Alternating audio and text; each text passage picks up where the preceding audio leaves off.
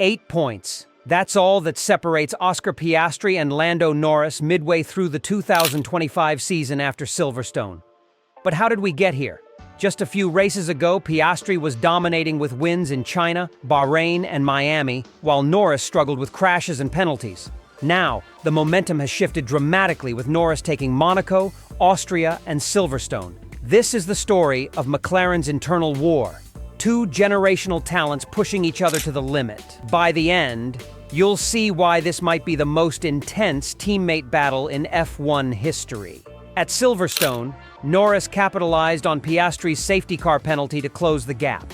What looked like a comfortable lead for Piastri just 3 races ago has narrowed to a razor-thin margin.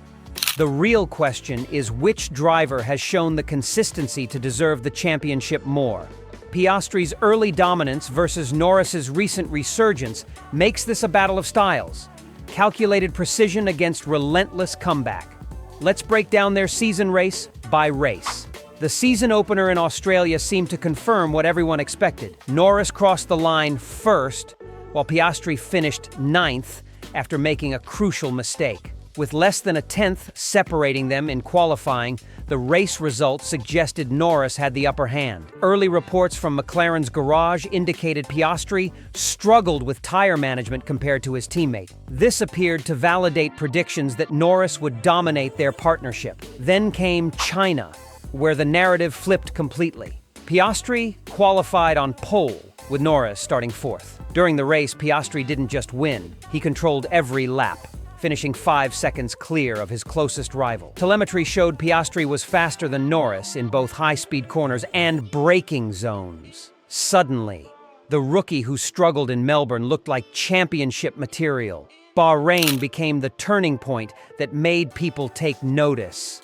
Piastri took pole by 3/10, then won the race despite pressure from Verstappen in the closing laps. McLaren engineers noted Piastri maintained consistent lap times, while others degraded their tires. His calm radio communications contrasted with Norris's frustrated messages about balance issues.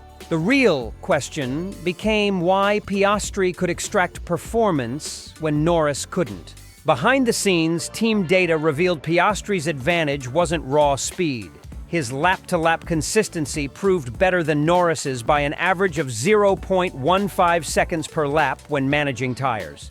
In Bahrain's final stint, while Norris struggled with rear grip, Piastri put in 3 consecutive identical lap times within 0.1 seconds.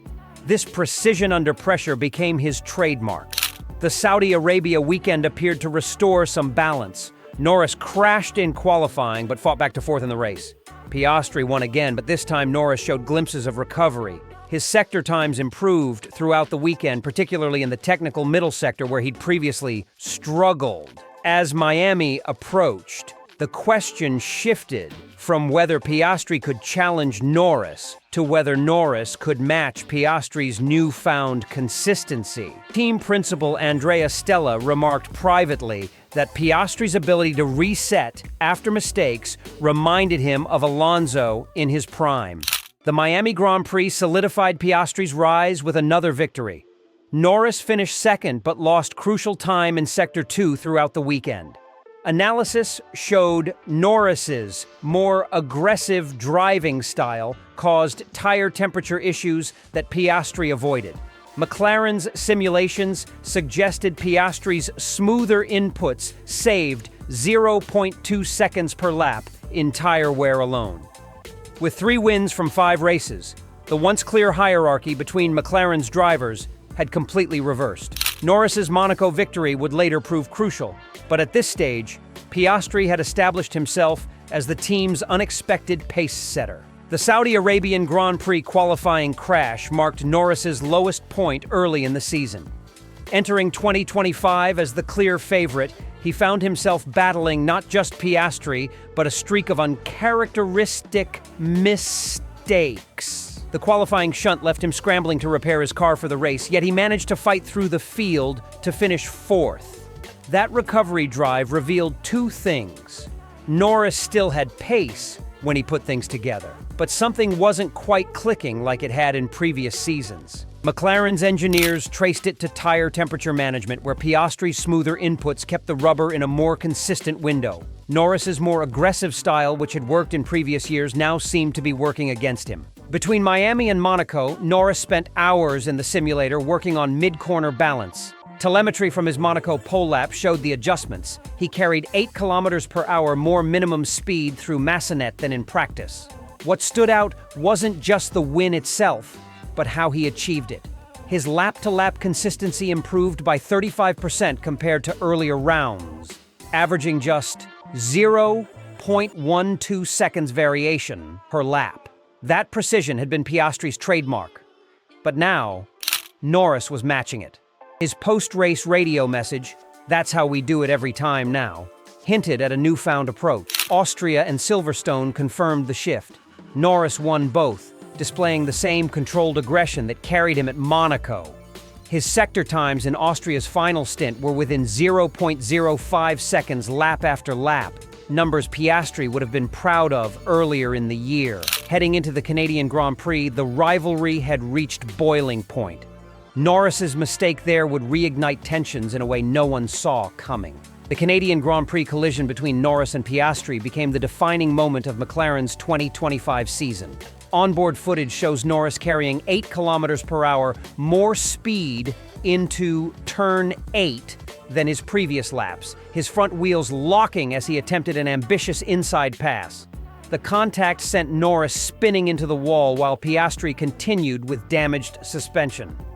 Telemetry revealed Norris braked 5 meters later than his standard reference point, committing to a move that team data later showed had a 63% chance of success based on historical overtakes at that corner.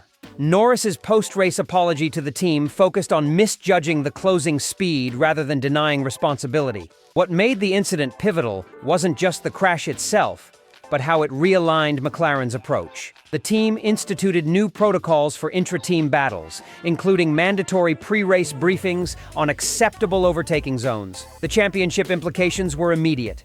Piastri recovered to finish 4th in Canada, scoring 12 valuable points. Norris, however, walked away with nothing. The crash cost him at least 10 potential points, enough to flip the title standings. Had Norris finished where he was trending, he would now be leading the championship. Instead, he trails Piastri by 8. That single misjudgment may ultimately define his season. The incident became a turning point in their rivalry. Piastri had quietly been the more consistent performer, out-qualifying Norris in 4 of the previous 5 rounds. But Norris responded to the backlash with introspection and intensity.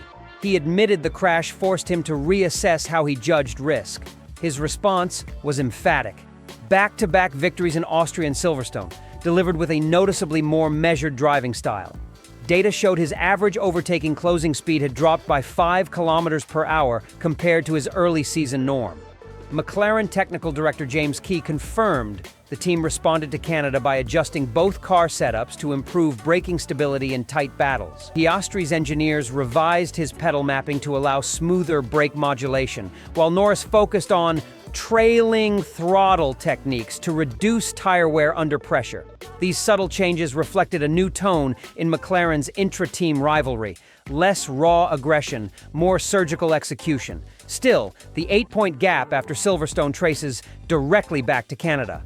Without that collision, Norris would likely be leading by 2.